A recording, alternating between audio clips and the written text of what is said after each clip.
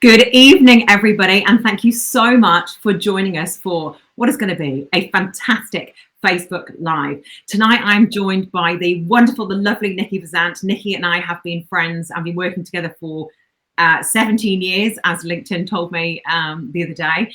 And I know, 17 years, right? Absolutely crazy. And Niki and I worked initially together at Healthy Food Guide, and we've worked on a lot of projects together since then. And tonight we're talking about menopause because Niki has just written the most spectacular, can't put it down book called This Changes Everything on Menopause. She knows all sorts of fascinating and interesting things that she's going to be sharing with us tonight and answering the questions that you've got on menopause. So I'll just flick over to Niki for you to let everyone know a little bit more about you and why you wrote this book on menopause, and then we'll get cracking into the questions. Thank you, Claire. I am excited to be here. It's so nice of you to invite me, and it's so nice to be doing this together. Don't you reckon this is quite funny because it will help people to know that we are two separate people? Yes, because I know the only thing is my hair's a bit longer than yours. Yeah, but true. we always We're looking a bit different now. People used to often mistake us for the same person because we both are Healthy Food Guide and even my children, Niki, even my children would look through the magazine and be like, "Mummy, that's you," and I'm like, "No, you know what? That's not me. That's Niki in the magazine." But thanks. My name is Niki Bezzant, and I am a writer, author now, journalist, and I have been writing and talking and thinking about health for a long time, nearly 20 years, and in the media, in the food media, I suppose, for over 20 years really. So food and nutrition, that's where my kind of passion has always been, and then I've expanded into other areas of health and now women's health with this project, which has been a labour of love for the last couple of years. Yeah, so This Changes Everything is the book.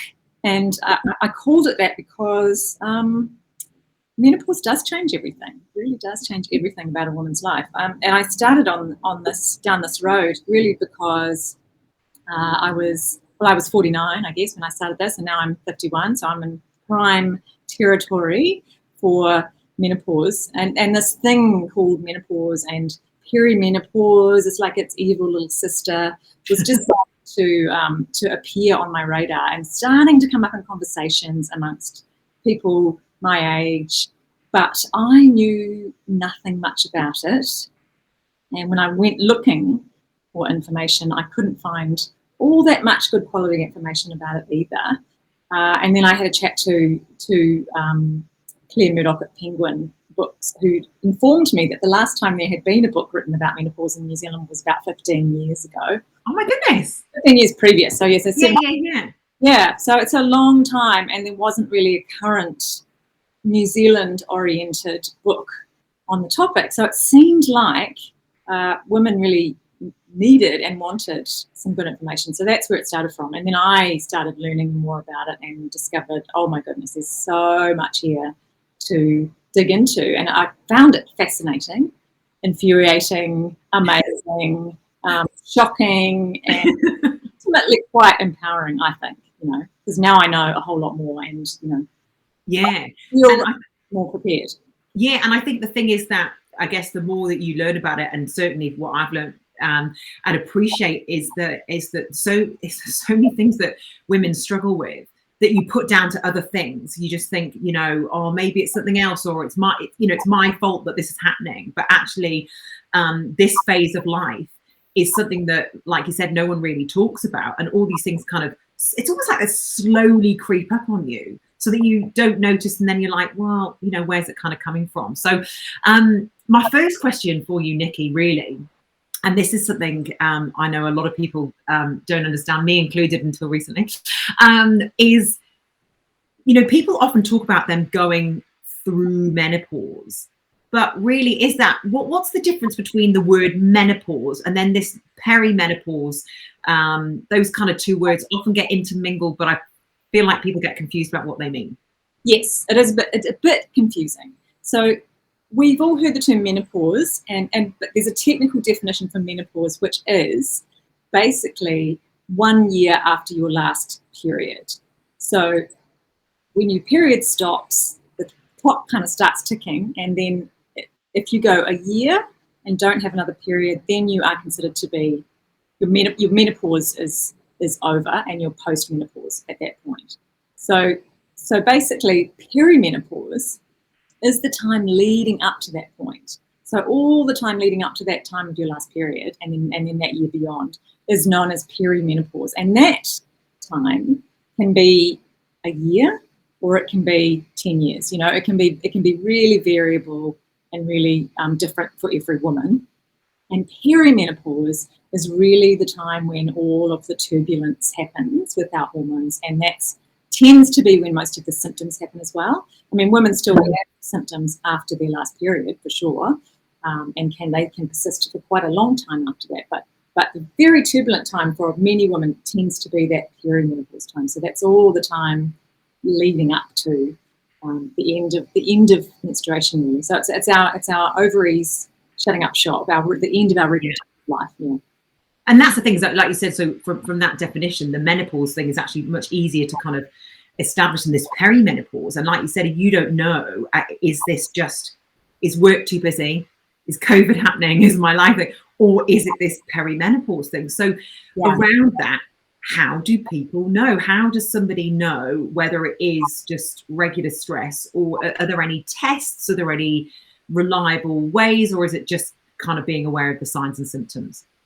Yeah, there's a couple of things there. It's a very one of the women I talked to in the book actually nailed it. She said it's a very dense time of life, and it is. If you think about our lives in our 40s and 50s, it is a very dense time. We are doing a lot. We've got a shitload of stuff going on. You know, we've got kids who are still dependent on us. We have got, jobs and careers that are really demanding.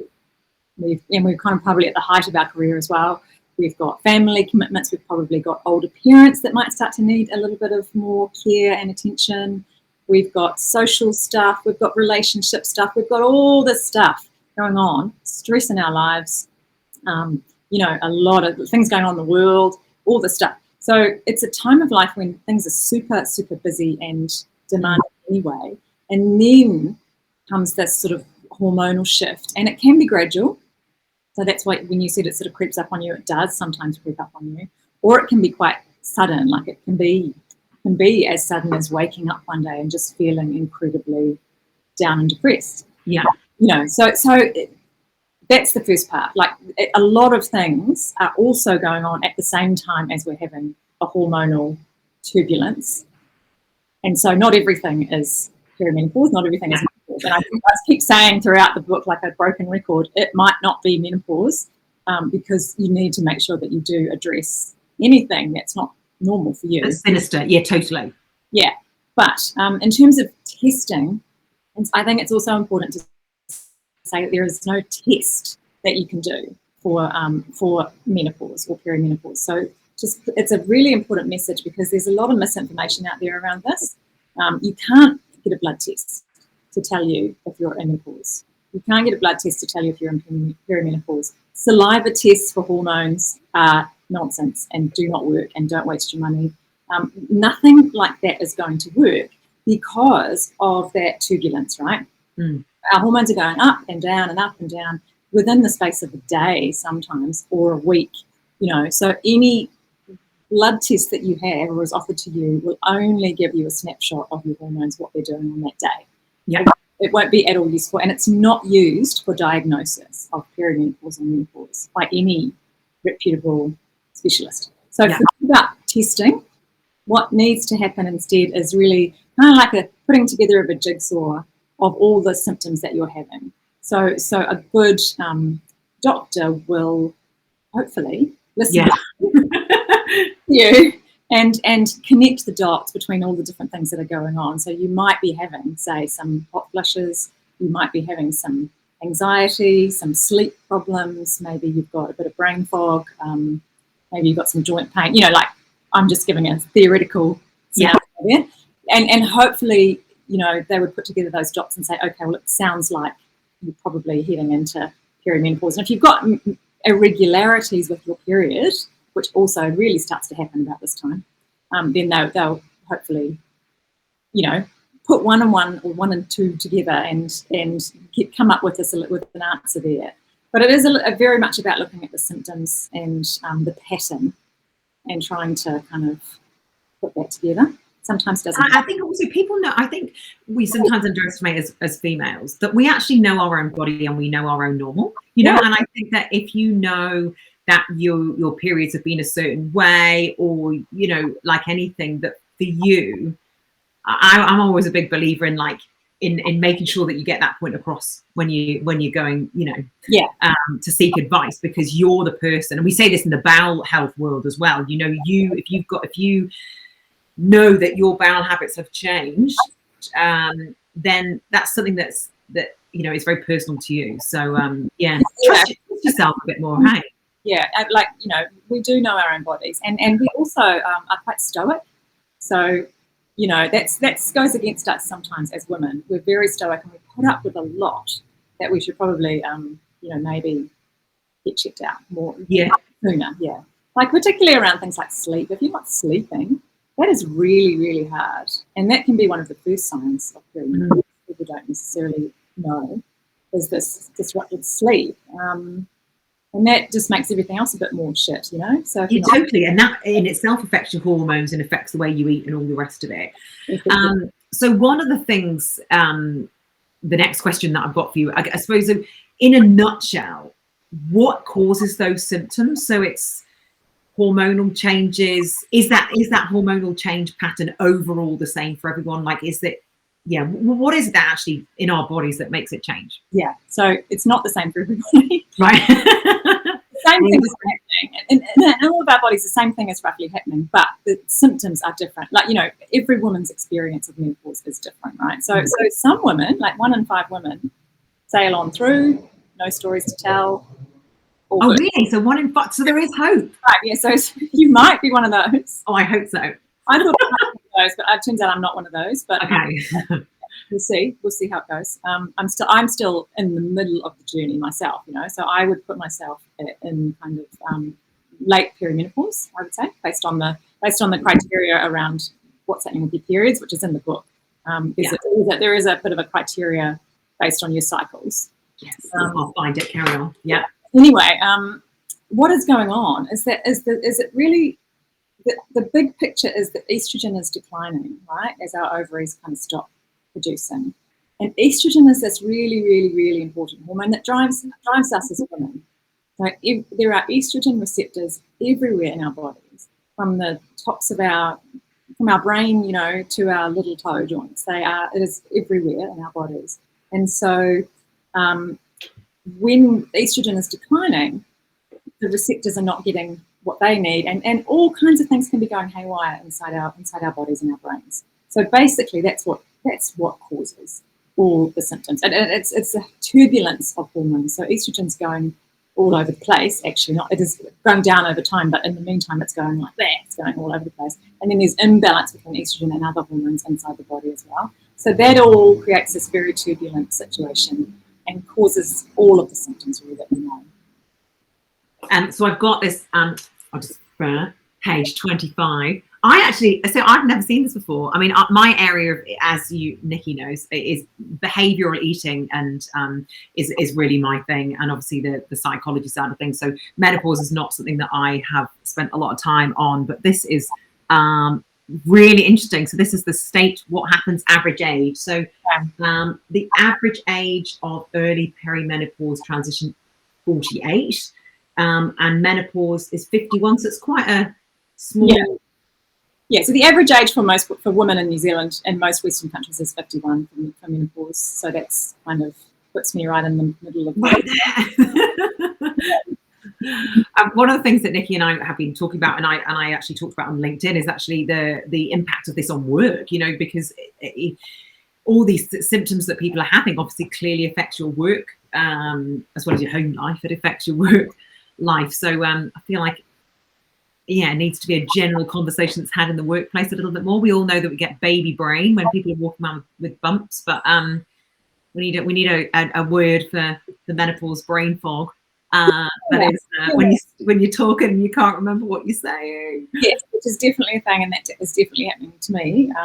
I mean, we definitely need more conversation. And I suppose my goal with this is, what I would love is that we, Gen X, my generation, you're a bit younger, Claire. Are you Gen X?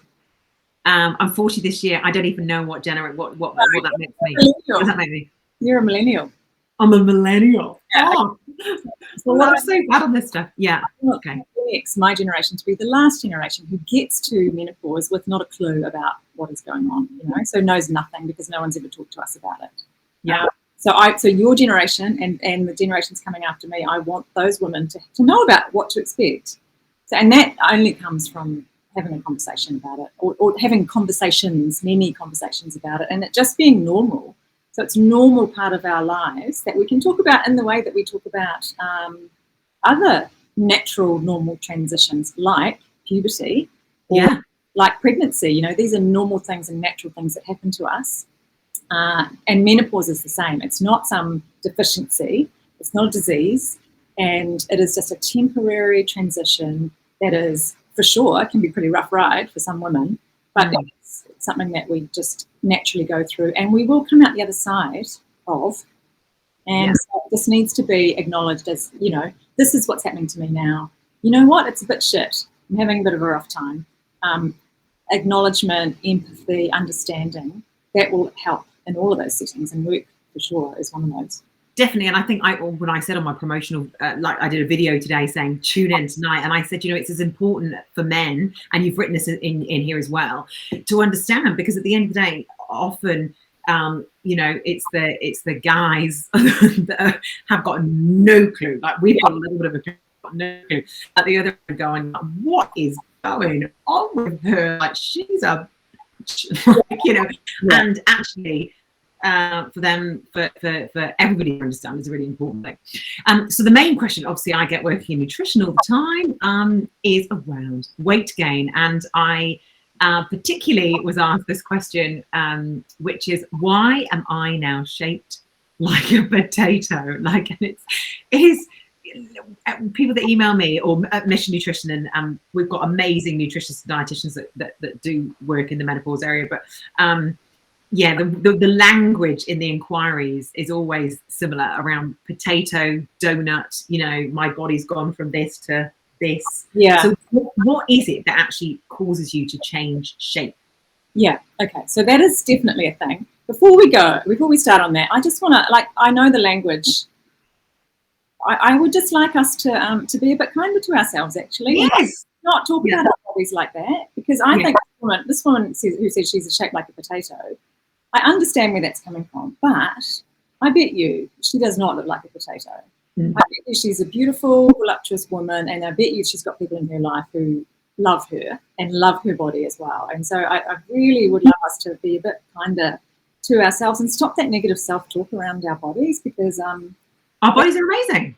Not at this time, and we actually do need to, on this particular topic, we need to practice a little bit of self-acceptance and self-love, as well as, there are definitely things we can do, but we need to give ourselves a little bit more kindness, Yeah. And accepting that I think one of the things is that accepting that the change is not something that you've done. So I mean, the language in the emails that come my way is, like, I'm eating the same, I'm exercising the same, and I feel like I've failed because my body is now not what it was. Therefore, I must be doing something wrong. Yeah. And exactly what you're saying is, no, it's actually that your body lays down fat in a different way because of what you're going through, right? Yeah. So we do have to accept a certain amount of change in our bodies. Sadly, this is something that happens. There's two things. Weight gain itself. So gaining weight itself is not, like, the evidence shows menopause doesn't make us gain weight on its own. But a lot of women do gain weight around this time. So there's that we need to unpick. A lot of unpicking that has to happen here. And then the other thing is that what does happen, and what's driven by hormonal shift, is that we do get a redistribution of weight. So even if we don't gain weight, even if we're a lean woman, we can still get a shift in fat to that kind of trunk. Can't see. The trunk. Yeah. So, and that is something that it's really driven by the hormonal shift, and that's around the estrogen as well, because we've got estrogen receptors in our fat cells, and there's a bit of interplay, which I'm sure you'll be more familiar with all this than I am, but the interplay between estrogen and insulin, and an increase in insulin resistance as well, driven also by menopause or hormonal change. So a lot of things going on there, which are driving that abdominal fat gain a little bit. So some of that we just kind of have to accept, and then some of it we can do things about, because the weight gain itself doesn't have to happen. The other thing that is also going on is that we lose muscle, or we can tend to lose muscle. So because, surprise, we have estrogen receptors in our muscle as well, in our muscle cells. And as estrogen declines, we can tend to lose muscle mass a lot more quickly than men do at the same age, which is quite interesting. Like there's one study that I saw that had found that women in their 60s were weaker, some of them, than men in their 80s. Wow. So that muscle loss is accelerated. But that we can mitigate, through making sure that we get that exercise in. That's going to help maintain, or at least stop that muscle loss a little bit. And so there's a lot of stuff around eating, changing how we eat. We do sadly need to eat a bit less because our metabolism declines as a result of that too, that hormonal shift. And then we do need to also really make sure that we keep our exercise up and keep up our weight, our strength training, to maintain the muscle as much as we can. Because muscle, obviously, if we have more muscle, we burn energy more efficiently.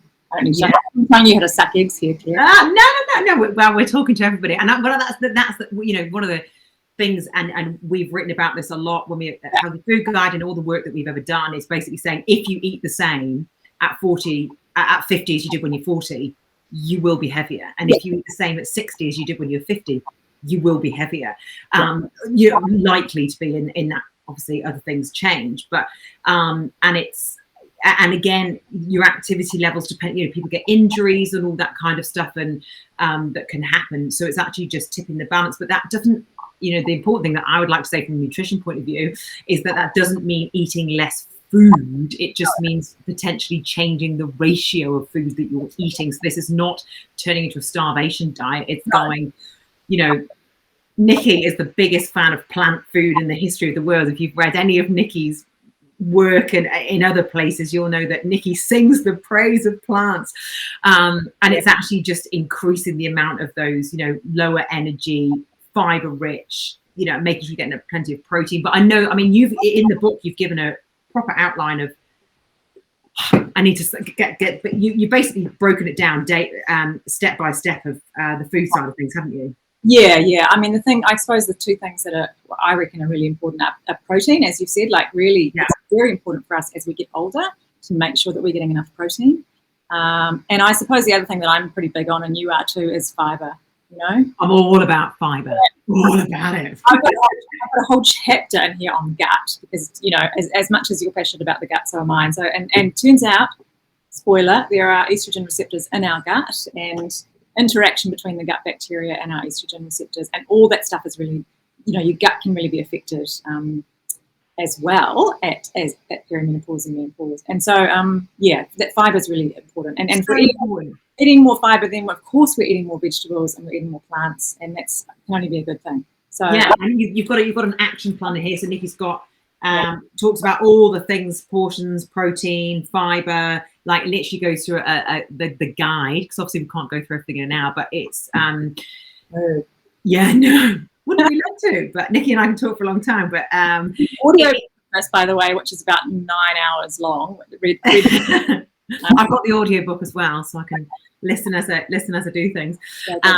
But and just totally aside, but the new not newer, but people don't seem to know this, so I'm saying it's new. The guidelines on vegetables are to eat 5 to 6 handfuls, ideally of these non-starchy vegetables a day. So and more.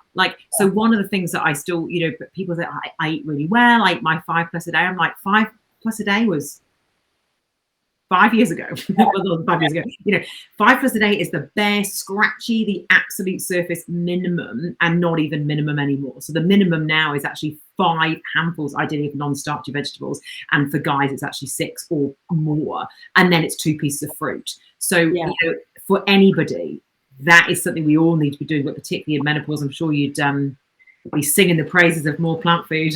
Oh, absolutely, yeah. And the other thing, actually, which I'm telling you to suck yes, but the thing that I discovered, which I had passed me by, I admit, when I was researching the book, is that the recommendations for 50+ women on carbohydrate servings have been reduced by the Ministry of Health recommendations. So it's 4 serves of carbs a day now, which is actually not that much. Pretty small, yeah. So it's like 2 bits of bread and a small potato and a small serving of rice or something. Like it's a pretty small amount of carbohydrate. So I feel I did emphasize that. I'm not a low carb person, but that moderating portions is really we're probably, some of us, eating a bit too much in our portion sizes of things like the carbohydrates, and just to be really kind of a bit more careful about what we choose in those areas.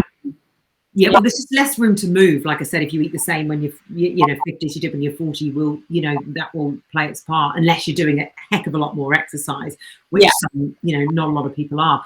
So getting on to some of the irritating symptoms, I want to talk about hot flashes and flushes. Now, to be honest, this actually was something I didn't realise. Are those words interchangeable? The Americans call them flashes. Oh, right. It's a bit weird. Yeah, it is weird. And everybody else in the world calls them flushes. I wasn't able to find out why that is. And for women who've ever experienced one, it's not really a flash. They tend to be a bit more than it's not like that. It's kind of, they tend to last, 30 seconds or longer sometimes. And so it's a flush is what we say here. Flush. And a flash sounds as much like dangerous to me. So I'm like, okay, I don't like that. Yeah. So is that an estrogen thing? Like, what brings it on? Like, what is it? A sudden burst of something that? Yeah. Again, it's a lot. One of the things that shocked me and kind of made me mad is that a lot of things around menopause aren't actually that well understood. And why we have hot flushes is one of those things that is a little bit, like, amazingly, still not really that well understood. But what they do know is that it's about estrogen fluctuations affecting the temperature center in the brain. So the hypothalamus, I think, is the temperature center in the brain. Yeah. And it's not so much to do with the estrogen declining, because once we are through menopause, for most women, the flushes will stop, and estrogen is very low then. But it's more about that turbulence, so the estrogen going up and down, and there being an imbalance, and the hypothalamus kind of just, it's like the thermostat goes wonky. Yeah, it doesn't know what to do, and so it just it makes you hot. That's a very lay person's description, but that's basically what's going on. Well, and anyone that's been through that, that's exactly what it's like. You're sitting there and you see somebody, and suddenly they need a tissue, and there's like sweat, and then it's like, and it's gone. But I mean, so a lot of these things are actually what you said. They're very normal. Most women probably, I mean, will have some hot flushes. How do you manage it? I mean, other than changing your entire wardrobe so that you've got like various layers, but again, like it's for 30 seconds, is there anything you can do to minimize the impact? Those obviously can't go away completely, but what can you do to minimize that? Well, I mean, it probably depends on how severe they are, because some women really suffer and have frequent and really debilitating hot flushes, and so for those women, the gold standard treatment really is HRT. Right. So that there's nothing that can quite do what HRT can do for hot flushes, really. But if you're just having, occasional hot flushes, maybe you don't want to go down that path, then you can start at the other end and just kind of practice, kind of management, like, wearing natural fibers, wearing thin layers, taking things off, and, just kind of controlling it that way. There's people doing all kinds of interesting things with heat cooling mats at night. That's a thing that I saw on a Facebook group recently. Or I sometimes go to bed with wet hair, especially in this weather. It's like it's You need to cool you down. 20 degrees today. Yeah. So, you know, if night sweats are a thing, you know, keeping your bedroom cool, having a fan, all those kind of practical, logistical things. There's lots of things out there that you can do, and I've gone through lots in the book. And then the next step on from there are some natural remedies that might be worth a try. There's not a lot of evidence around some of the most of the natural things, to be honest. And there is, surprisingly, there's a 30 to 50% placebo effect for any treatment that you try for hot flushes, in particular for menopause. So, you know, the natural things that you try, you may feel benefit from them. And that's the same for anything. I mean, the placebo effect within the medical world just generally is just literally nuts, isn't it? It's a real effect. So you can't discount that. It's not saying that it's all in your head at all. It's a real thing. So I kind of, with all those kinds of things, I say, you know, if you find something that you feel is helping you, then, you know, and it's not too expensive and you're not getting negative effects from it, then if you feel it's helping you, then go for it, you know. Even though there's not a lot of great evidence for much of that stuff. If you feel like it's helping you, then, you know, carry on. Yeah. And there's a lot to be said about the power of the mind, and lots more research in the medical world actually being done about that, about the conversation you have with yourself. This is not getting too woo-woo, because I am like, I was brought up with, you know, brother's a doctor, dad's a doctor, mum's a nurse, like I'm purely evidence-based. But there is emerging evidence in the space of the conversation you have with yourself about a problem, and your focus and attention on the problem can actually change the outcome of how, you know, symptoms. Like if you imagine if you've got, you know, and you make it big in your head, it can get worse. So I'm not underestimating anything. But no, there's a big link between anxiety and hot flushes too. Like, so, you know, if you're anxious, then you're probably going to have more flushes. And then there's lifestyle things that can definitely help. And guess what? The thing that I'm like a broken record about as well in there is exercise. Yeah. Exercise can help alleviate hot flushes. Not, you know, you don't go for a run in the middle of a flush, but exercise. Women who do that have fewer and less severe hot flushes. And not too much of this, I suppose. Now, this is non-alcoholic. Yeah. Okay. So I was just about to say the other thing is alcohol, and that's my other broken record thing throughout the book, really, is alcohol is not great at all for menopausal women or any of us in midlife, really, to be honest, as you well know, Claire. You and I talk about this a lot, but particularly at perimenopause and menopause, if you really get real with yourself about your drinking, and if you can cut back or cut down or cut out, then you're probably going to have really beneficial impact on a lot of your symptoms, including hot flushes, sleep, brain stuff, mood, weight, all of those things. You know, it can all be, you know, benefited by cutting out the alcohol. And there are so many options. Like this is, I don't drink because of what my brain virus thing that I had last year, so I don't drink alcohol really anymore. It doesn't like me. But I found a range of non-alcoholic drinks that are fabulous. And the non-alcoholic, just a top tip here, the non-alcoholic alcohol-free wine. So this is the sparkling alcohol-free wine, has got next to no sugar in it at all. Yet next to the bottle of it is a sparkling grape juice, which is packed with sugar, right? Okay, so even though the bottles kind of look the same, right? Sparkling grape juice versus alcohol-free wine, which is a wine that they have removed the alcohol from, because wine isn't particularly high in sugar anyway, to be fair. And they take the alcohol out of it, and then you get this alcohol-free. That, like, it's actually much lower in calories and sugars and literally everything down with alcohol. So all I would say, I'm English and I used to like drinking, is that there are some very good alternatives on the market. And I think the sparkling ones are 100% better than the still ones. I've done my own personal experiment in this space and tried all of them.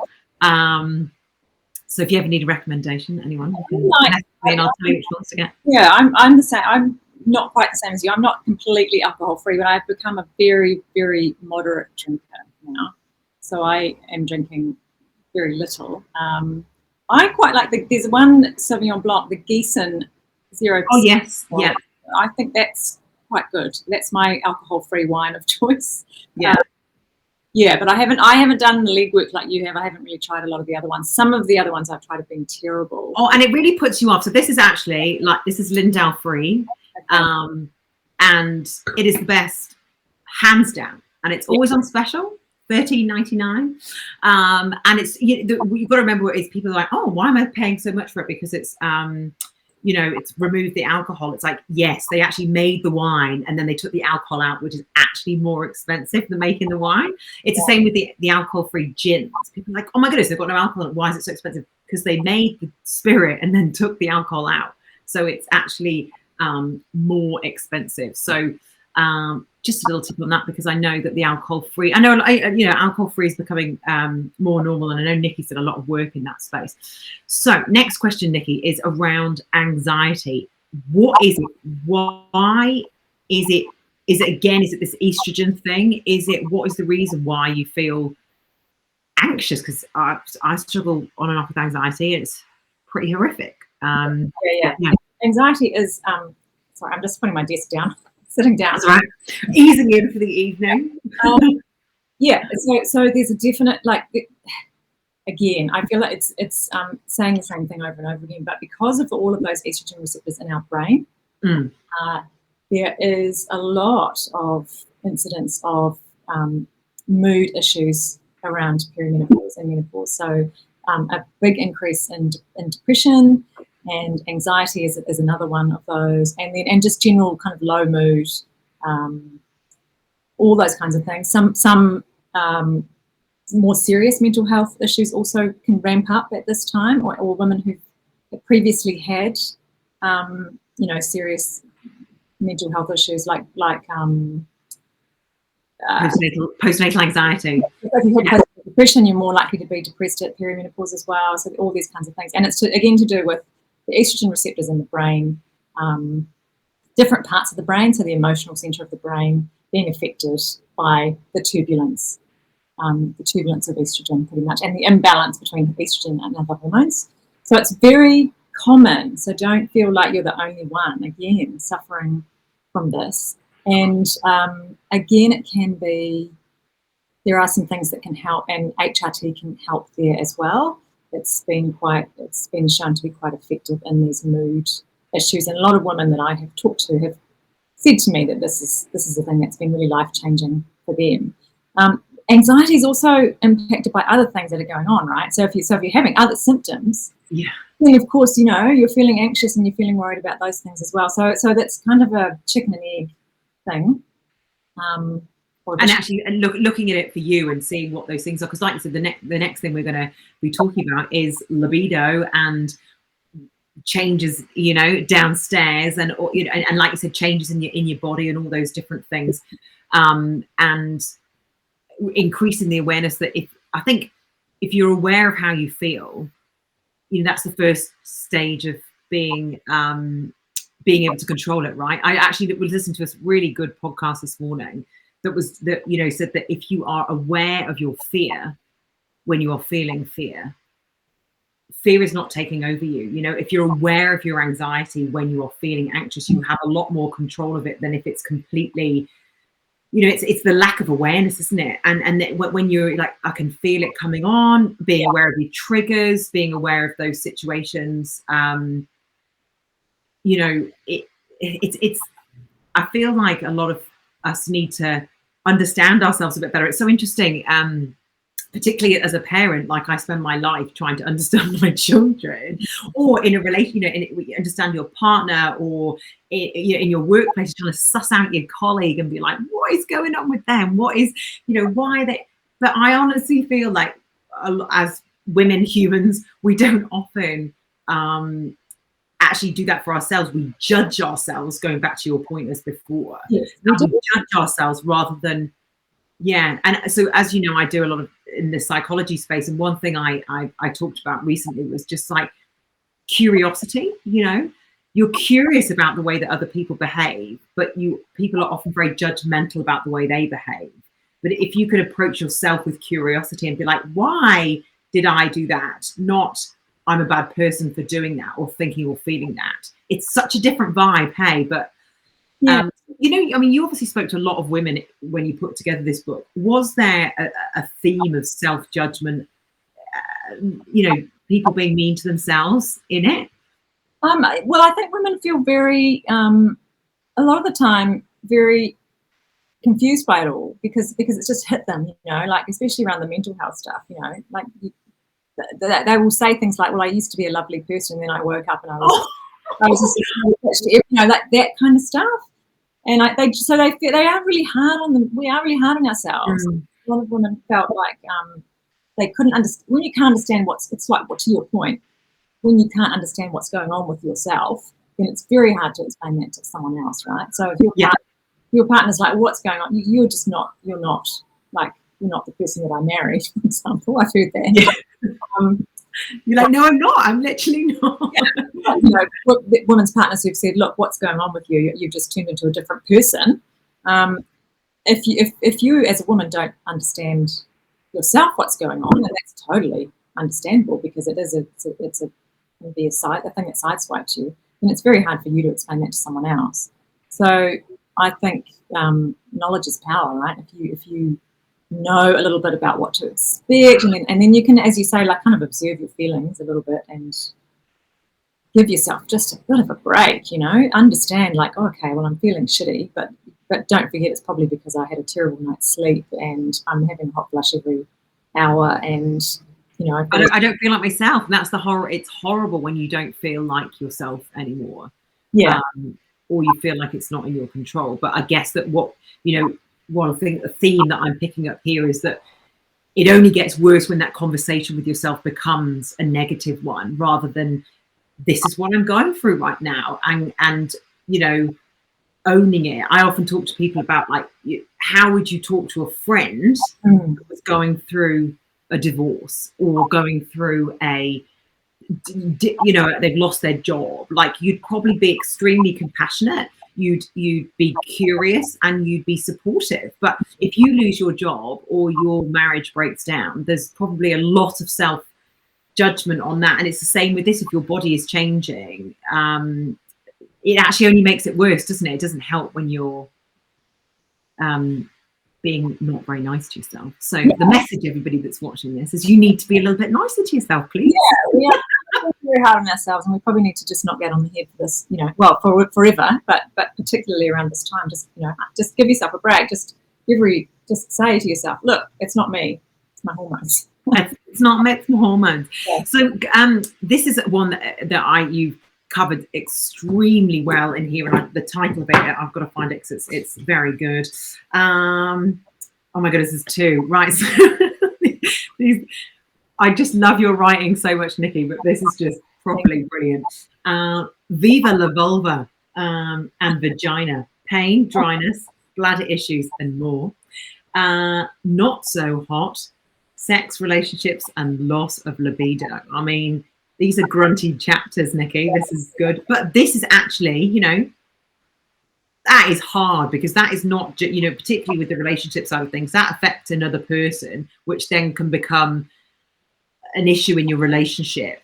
Wow. Like, I know we could talk about that for 2 hours, but I mean, assume it's all the hormone changes. What can we do about it? Yeah. So I did two separate chapters, a chapter on your vulva and a chapter on your libido, because they are completely different. Yes. Well, but they're also intertwined, right? Because if everything is uncomfortable, if you are dry and sore, then you are not going to feel sexy. So those two things are entangled together. So where should we go first? Should we go? Well, we'll go to the dryness conversation, because that starts there. Yeah. So again, this is, I have completely in relation to menopause, but I've got a very good female physio that I had to go and see, because I broke my tailbone having a baby, right?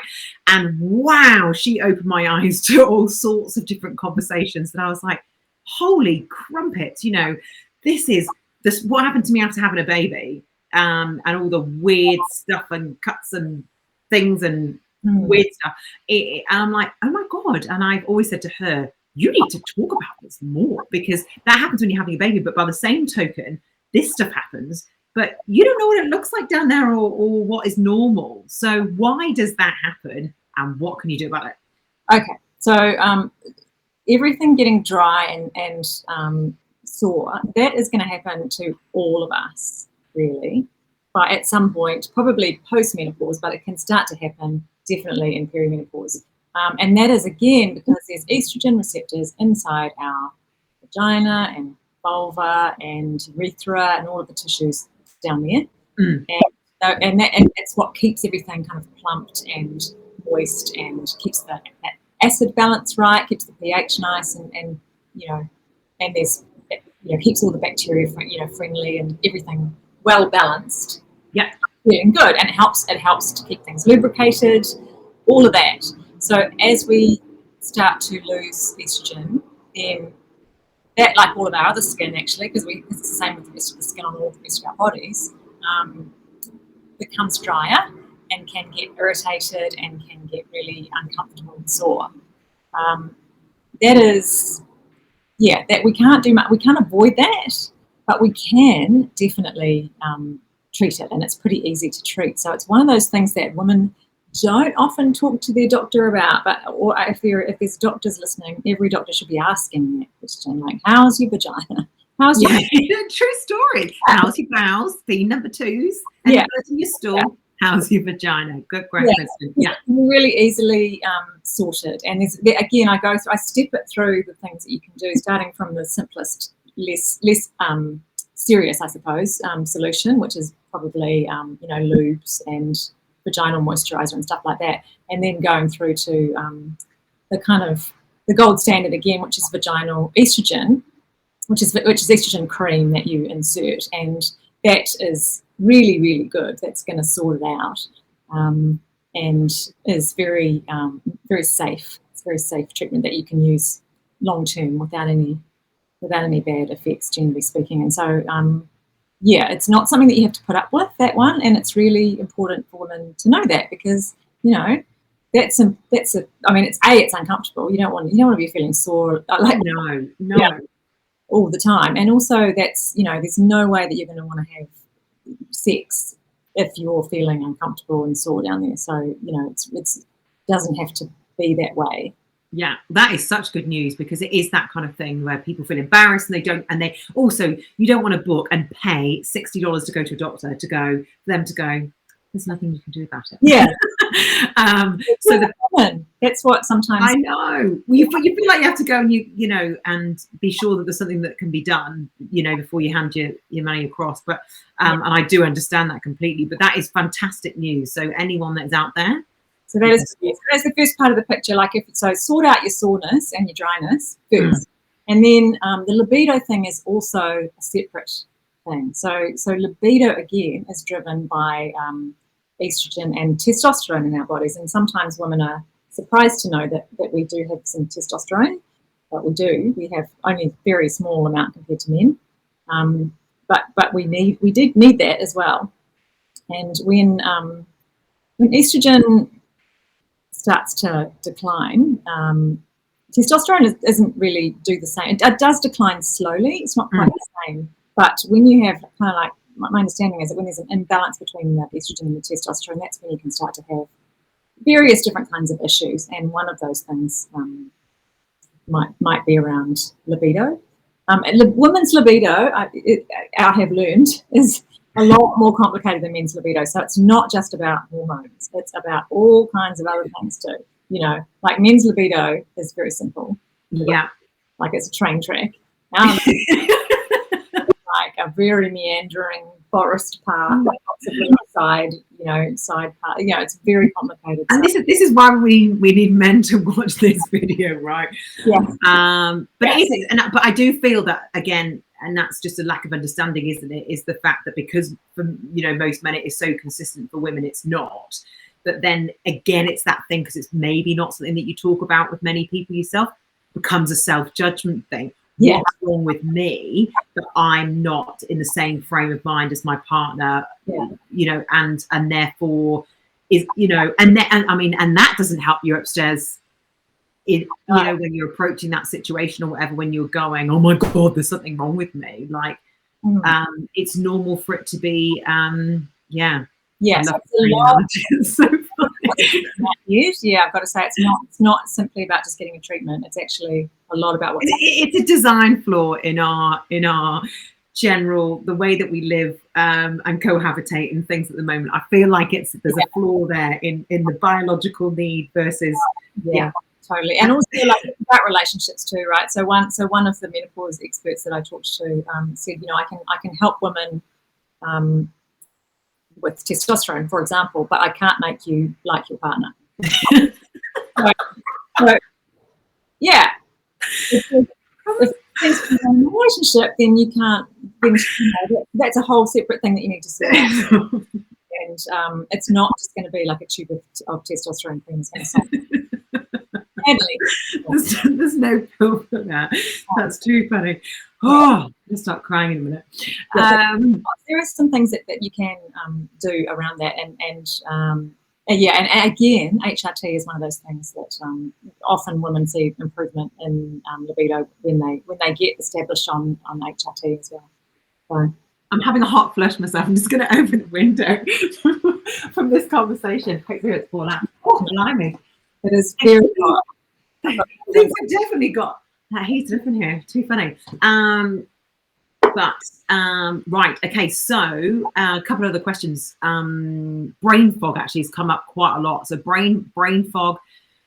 Yeah. I mean, that is, I think that even knowing that is related to menopause is helpful, isn't it? Because it's that whole thing of feeling like you're in this job, or you've got to concentrate in your work or in your life, and then suddenly you're like, what's your name? Yeah, I know. And something that happens to me too, and it's extremely frustrating. Nominal dysphagia, it's called, and it means you just can't think of the name of something. And it is just a very frustrating feeling. It is a thing that happens, and it's related to that estrogen in the brain, that kind of thing. And there are some known changes in the brain that happen to do with cognition. The good news about this, and the thing that we must always remember and repeat to the men around us, is that it is temporary. Like I interviewed a brilliant brain scientist about this, and she's done scans of women's brains in midlife and discovered that there definitely are changes in the brain that happen. Mm-hmm.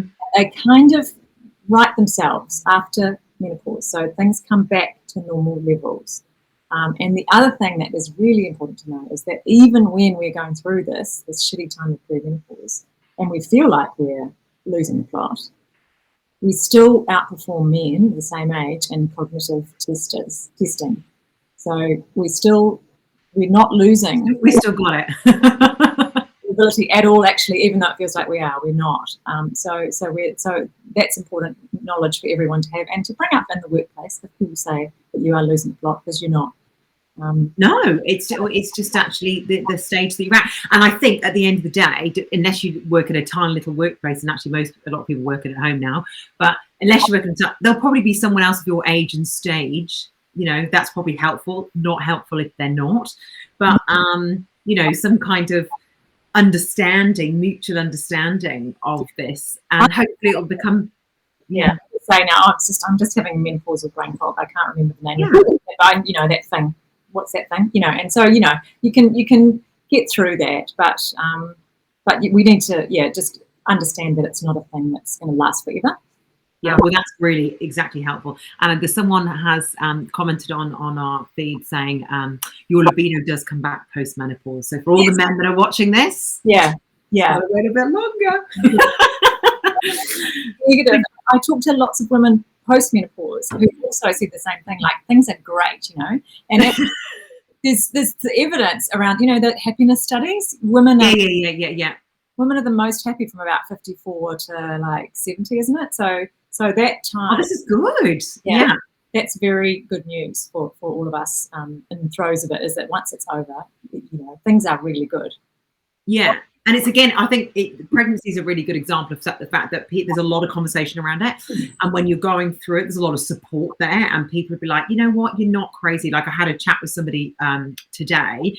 We were talking about, I struggled with psychosis during and I was hallucinating, and I was seeing things, and I literally had to give Josh away for 3 consecutive nights. Otherwise they were going to admit me. And but it was talked about, there was a clear support system there because it's normalized, and I didn't judge. Well, it was a bit weird at the time, but I think the more we talk about this, like you said, it'll be like, oh, this is a you know, what you need to do in this space. This is why, this is why we're doing this Facebook Live tonight, everyone, to make sure that realize that you are not weird for having all of these things happening to you. You're not alone. And someone's asking what the name of the book is, so I feel we should say. Oh, right, yeah, sorry. Changes everything. Well, this changes everything. It's the green book. It does. It changes everything. Oh my goodness, I've just opened it on the funny. Help, I don't want a Sahara vagina. Oh, Niki, your writing is so funny. Well, for those of you who have not experienced Niki's writing, I mean, obviously this has been Niki's life, writing, but Niki is such a great writer. You will be, you know, this is not like reading a text, but you will laugh. Like, you are so funny. I love it. So can't even remember what I was talking about. Will brain fog ever end? The hair loss, we've covered. The hair loss is covered in here, isn't it? It is covered in here, yeah. There's a chapter on skin and hair and face and all the kind of slightly depressing things that do happen to our faces and hair. Yeah, the hair loss is a thing. Again, it's around estrogen, and it's in the skin, really. I interviewed a wonderful skin specialist who enlightened me about that. It's not a common one, hair loss, but it certainly does happen. So coming on to HRT, because obviously that has been talked about in terms of a not a solution, but obviously it's, you know, one part of it. Where does that fit? Because, you know, and with some of the more extreme symptoms like we talk about, like that, you know, hair loss, you know, losing the odd hair is quite different to basically feeling like you know, semi-balding. That's a really, you know, horrible thing to have to go through. Where does HRT fit? Yeah, so HRT in general is a very beneficial treatment for a lot of the symptoms of menopause. So, but the main ones are around hot flushes. So if you're having really severe hot flushes, it's the best thing probably for that. What they consider to be the gold standard treatment for that. It can also really, really help with mental health and mood issues. It can help with GSM, which is genitourinary syndrome of menopause, which is the Sahara vagina. Yeah. And it can help with my brain fog is happening right now. Yeah. Like basically a lot of things to do with a lot of the symptoms. Libido as well. Yeah, sorry. So I was actually one of the things there was a really good documentary in the UK all about menopause that was I'm sure you've watched it. And one of the things that they were talking about, I guess, is the fact that HRT, and you can confirm this, I don't actually know, because is that the old style HRT that existed, you know, back in the day, and the newer more versions are different. So if you're thinking, if people have said negative, you're going to get all sorts of different cancers and various different things. Don't do HRT. That is an older form of HRT, and the new modern versions are more advanced and better. Is that good summary? That is true. The other thing is that story around HRT of it being terribly bad for us and giving us breast cancer and all that kind of stuff is based on a study that was done 20 years ago, and it was very, very poorly misrepresented. The results were misrepresented, and the results were misreported. But unfortunately, there's been the backlash around HRT was so strong that for really the past 20 years we've been trying to recover from that. HRT is not going to kill you. Most, you know, I mean, really, it's the risk is very, very low on HRT for breast cancer.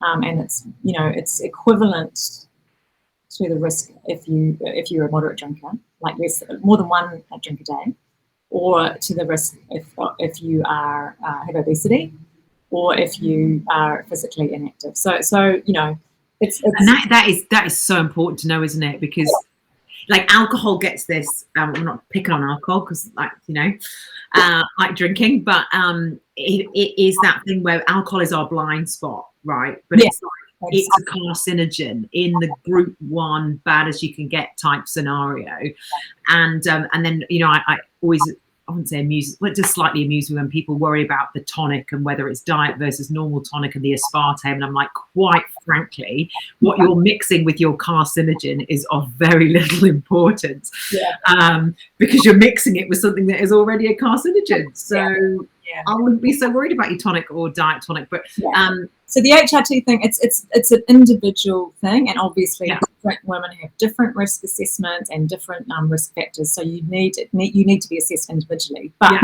in general, we shouldn't worry about seeking help or asking for HRT, because for most women it's going to be really beneficial and it's going to be totally safe. And in many ways it can be quite protective as well. Like, they know that it is actually very good for bone density, bone health. And there's emerging research around it protecting the brain as well. So there's some really interesting stuff around hormone therapy that's been lost along the way because we got terrified of it. Yeah, absolutely. I still feel that exists in when people again, it's the thing that maybe not a lot of people talk about, and then they'll ask their one friend that will say, oh no, it gives you breast cancer, and then that's your, you don't go, it doesn't go any further. You don't go to the doctors and actually get the reassurance or get yourself looked at. So that's really helpful. So I've spoken to so many women who've described it to me as life-changing. That's their words. It's been life-changing because it helps you sleep, it stops the hot flushes, it improves your mood, it stabilizes so many things. Just gets you back to normal, really. It's not and HRT, hormone replacement therapy, is the wrong term to use. They use MHT now, menopausal hormone therapy, because it's not really replacing what you've lost. It's more just like sort of evening you out. Evening it out. Yeah. So it's not trying to make you into a young woman again. No.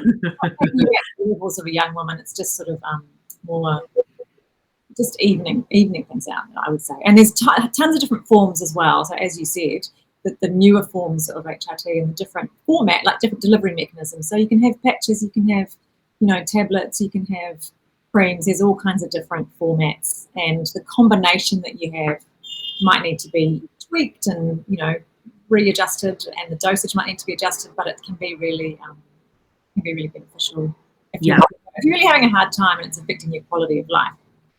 Exactly, and it's balancing it up, and as with everything we're talking about tonight, it's everything is individual and depends on your other health conditions and what else is going on for you. But really, we tonight just wanted to catch up with you and reassure you that a lot of the things that you're struggling with are normal. There is a light at the end of the tunnel, and there are some answers, solutions, and ideas in that Niki has uncovered in her work. So we're going to wrap up and just let you know. I just want Niki to let us all know where we can get copies of this.